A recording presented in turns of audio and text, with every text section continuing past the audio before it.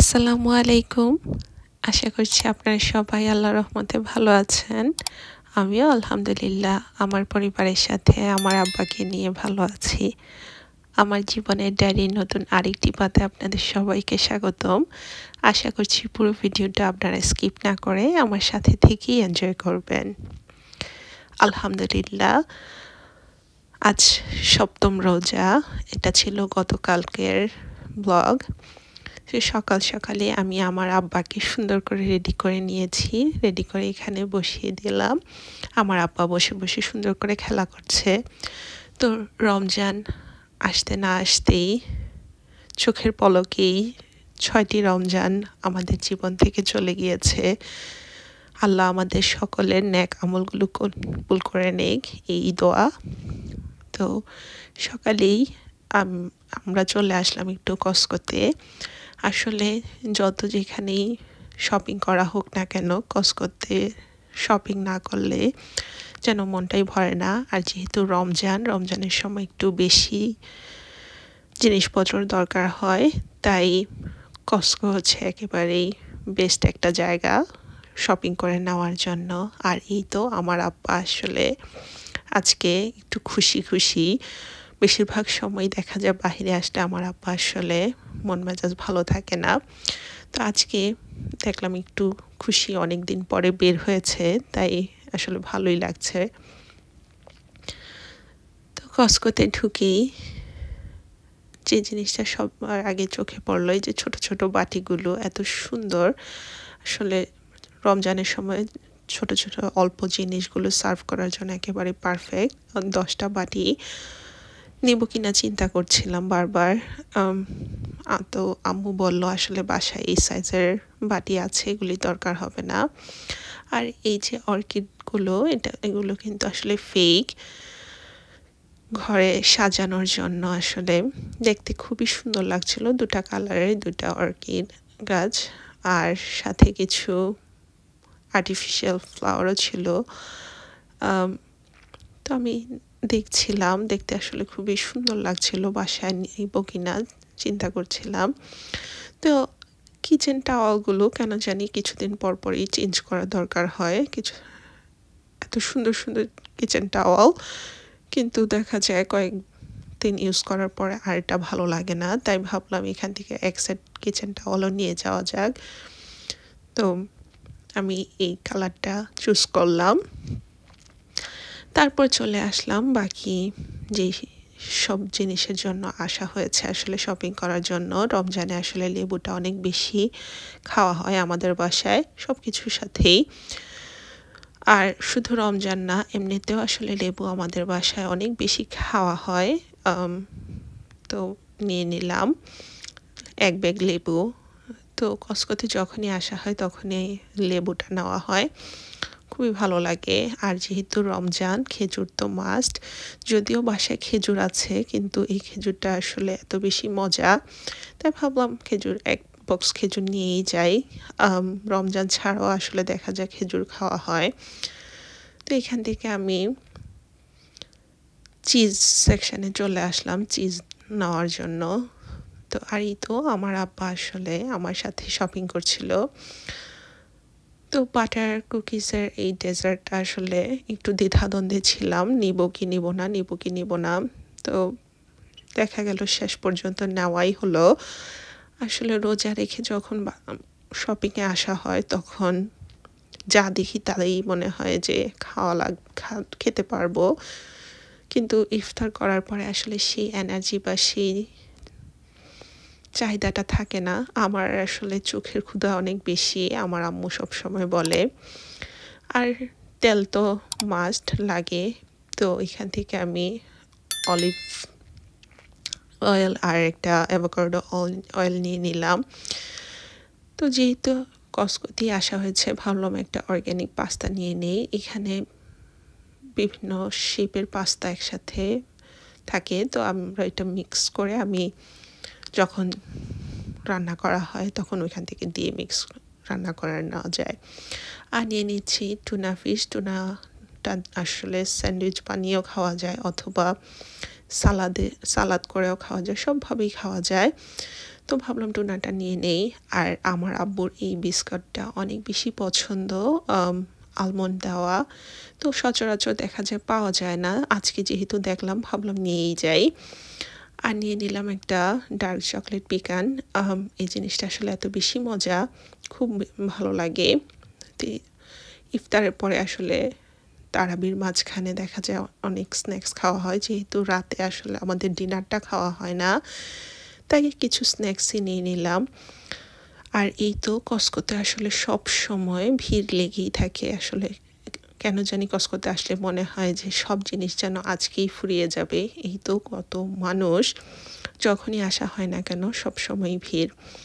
তো আমি কসকো থেকে বের হয়ে আসলে গ্যাসও নিয়ে নিচ্ছি, গাড়িতে গ্যাসও প্রায়, যদিও আমার গ্যাস আসলে হাফ ট্যাঙ্ক আছে। তারপর যেহেতু কসকোতে আসা হয়েছে আর প্রাইসটা আসলে একটু রিজনেবল কসকোতে, তাই ভাবলাম গ্যাস কেননা ভরে নেই গাড়িতে।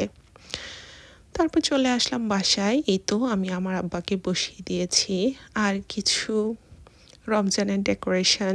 রমজান বলতে কি সবসময় আসলে ঘরে থাকলে ভালো লাগে, তো ডেকোরেশনগুলো আসলে লাগানো হয়নি, তাই ভাবলাম আজকে যেহেতু একটু সময় পেয়েছি ডেকোরেশনটা একটু লাগিয়ে দেই। তো এই তো এত সুন্দর লাগছিল আমার কাছে, খুবই ভালো লাগছে দেখে। তারপর এইটা তো টেবিলটা তো আমি আগেই গুছিয়ে নিয়েছিলাম প্রথম রমজানের দিন।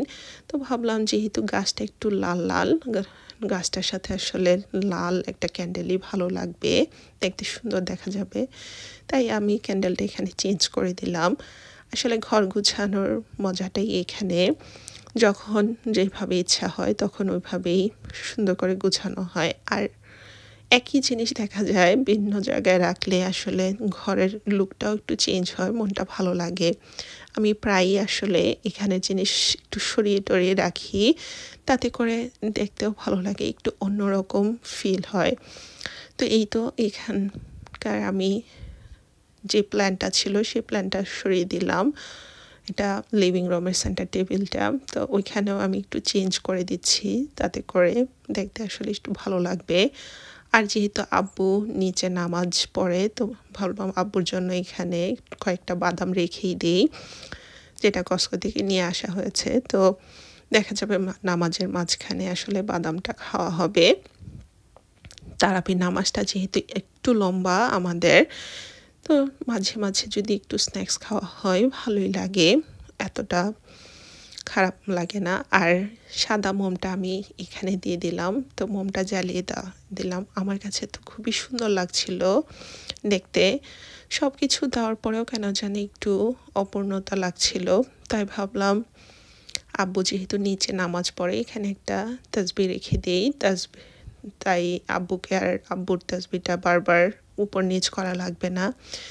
তো এই তো এই তাসবিহটা আসলে আমার এক ভাইয়া সৌদি আরব থেকে গিফট করেছিল, তো ওইটাই আমি এখানে দিয়ে দিলাম। আমার কাছে তো দেখতে খুবই ভালো লাগছিল। আর যে প্ল্যানটা আমি সেন্টার টেবিল থেকে সরিয়েছি সেটা এখানে রেখে দিয়েছি। তো এই জায়গাটা আসলে ঘরের রোদ আসে, তাই ভাবলাম যে গাছটাও আসলে ভালো থাকবে।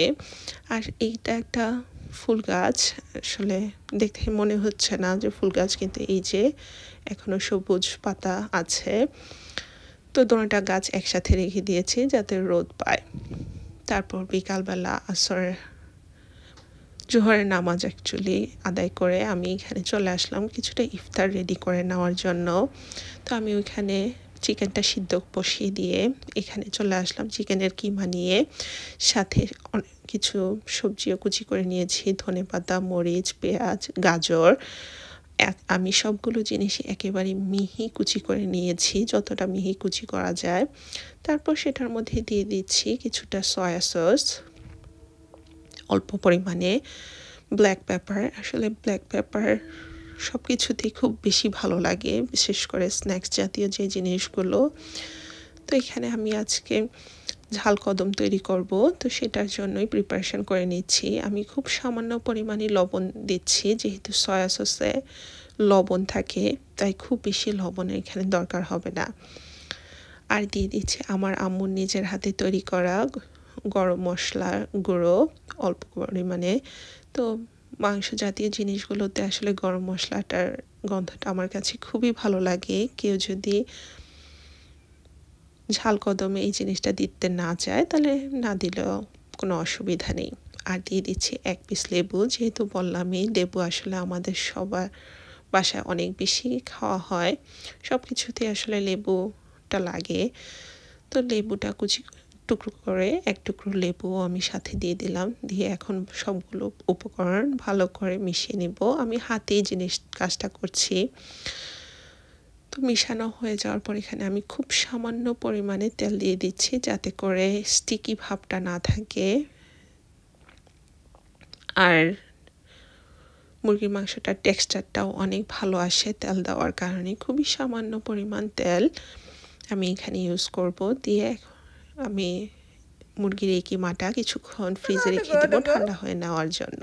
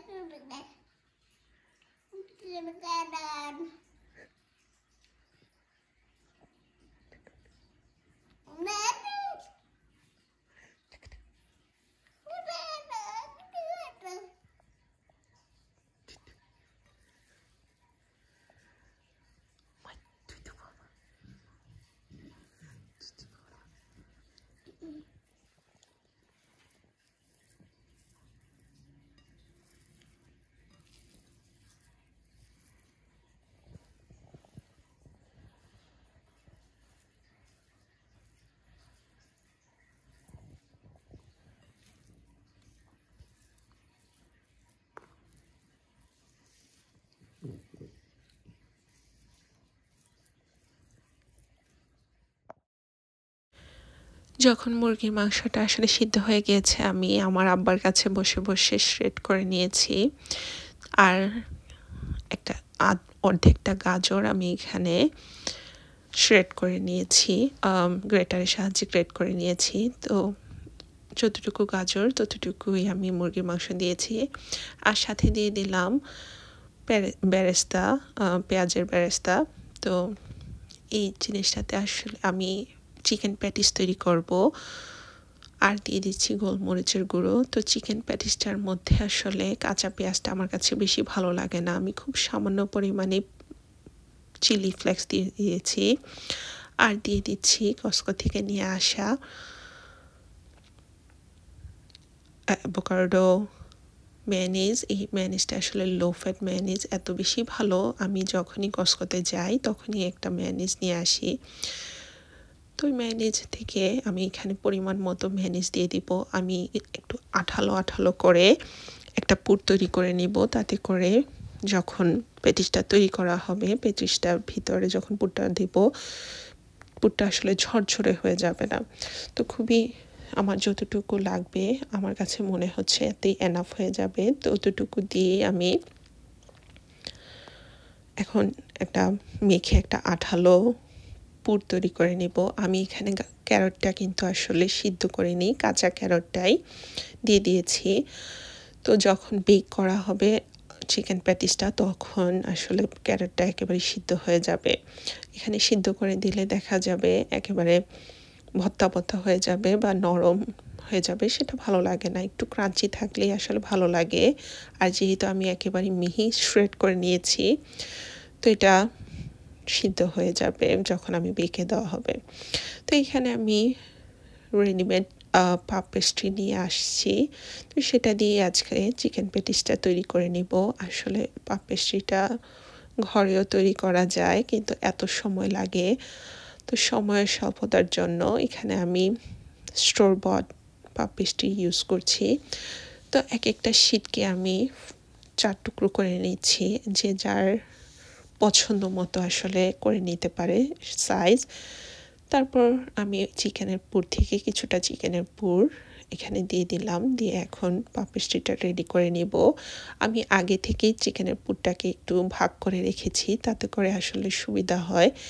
এক একটা ভাগে এক একটা চিকেন পুর দিয়ে সুন্দর করে সবগুলো চিকেন পেস্ট্রি তৈরি করা হয়ে যাবে। আর সবগুলো একই সাইজই হয় যদি আগে থেকেই ভাগ করে নেওয়া হয়। তো এই তো আমি ট্রায়াঙ্গেল শেপ করে পেটিসটাকে ভাঁজ করে নিচ্ছি। আমার এই পেটিসটা আসলে সবাই এত বেশি পছন্দ করে বাসায়, তো খুবই পছন্দ করে, খুবই ভালো লাগে। তো এই তো আমার একটা চিকেন পেটিস রেডি করা হয়ে গিয়েছে। তো আমি এভাবে সবগুলো পেটিস রেডি করে এখানে এগ ব্রাশ করে নিচ্ছি। আমি এখানে শুধু ইয়কটা দিয়ে ব্রাশ করছি। আমি ডিমের ইয়কটা আসলে একটু ফেটিয়ে নিয়েছি সামান্য একটু লবণ দিয়ে, তারপর ওই ইয়কটাই পেটিসগুলোর উপরে ব্রাশ করে নিচ্ছি, তাতে করে পেটিসগুলোর কালারটা অনেক সুন্দর আসে। এখানে ইচ্ছা করলে পুরো ডিমটা ফেটিয়েই দেওয়া যায়, কিন্তু আমার কাছে আসলে ইয়কটা দিলেই বেশি ভালো লাগে। দেখতে আসলে এত বেশি সুন্দর একটা কালার আসে, যখন বেক করা হয় খুবই ভালো দেখা যায়। তো আমি সবগুলো পেটিসের গায়ে সুন্দর করে মাখিয়ে নিচ্ছি প্রয়োজন মতো ডিম। তো সবগুলো পেটিসে যখন আমার ডিম ব্রাশ করা হয়ে গিয়েছে, তার উপরে আমি দিয়ে দিচ্ছি সেসামি সিড। আসলে এটা সেসামি সিড না দিলেও হয়, কিন্তু দেখলে একটু ভালো লাগে। আর যখন কামড়ে কামড়ে সেসামি সিডটা পড়ে, তখন আসলে খুবই স্মেলটা এত সুন্দর আসে। তো আমি এখানে উপরে কিছুটা সেসামি সিডও দিয়ে দিচ্ছি। কেউ যদি না চায়, না দিলেও আসলে কোনো অসুবিধা নেই। তো আমার কাছে যেহেতু ভালো লাগে আর বাসায় ছিল, তাই ভাবলাম কেননা দিয়ে দেই। তারপর আমি এটা বেক করে নেব। তো এই তো আমার সবগুলো চিকেন পেটিস রেডি করা হয়ে গিয়েছে। তো ইফতারের আগ মুহূর্তে আমি এটা বেক করে নেব।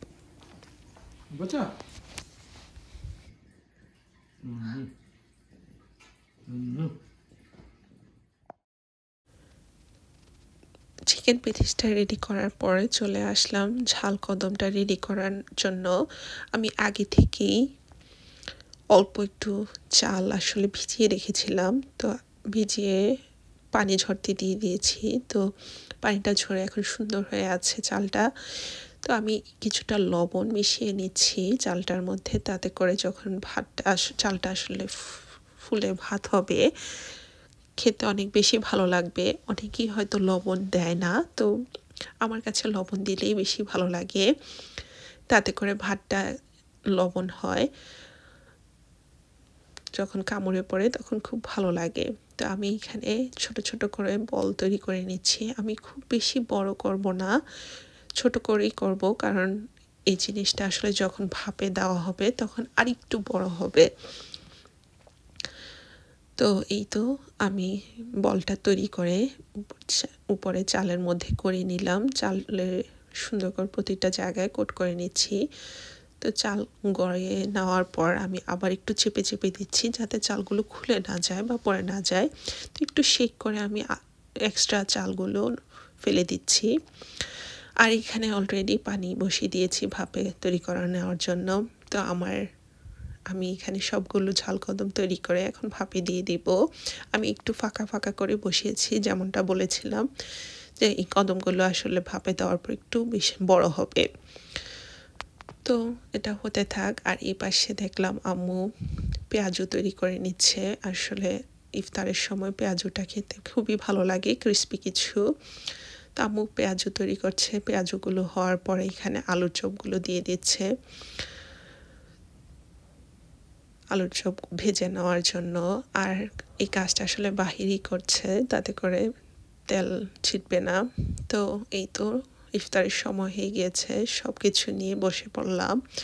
আলহামদুলিল্লাহ প্রতিটা জিনিসই এত বেশি মজা হয়েছে। এই যে ঝাল কদমটা আমি উপর থেকে কিছুটা চিলি অয়েল দিয়ে দিয়েছি, তাতে করে দেখতে একেবারেই কদম ফুলের মতো লাগছিল, দেখতে খুবই সুন্দর লাগছিল। আর চিকেনটা খেতে এত জুসি হয়েছে, খুবই সুন্দর হয়েছে। আজ এই পর্যন্তই, কথা হবে আমার জীবনের ডায়েরি নতুন কোনো পাতায়। ততদিন আল্লাহ আপনাদের সবাইকে ভালো রাখুন। আপনারা আমার ছোট্ট মাওলানার জন্য দোয়া করবেন, আল্লাহ যাতে আমার সাফাতকে নেক হায়াত দান করে। আমিন। আল্লাহ হাফিজ।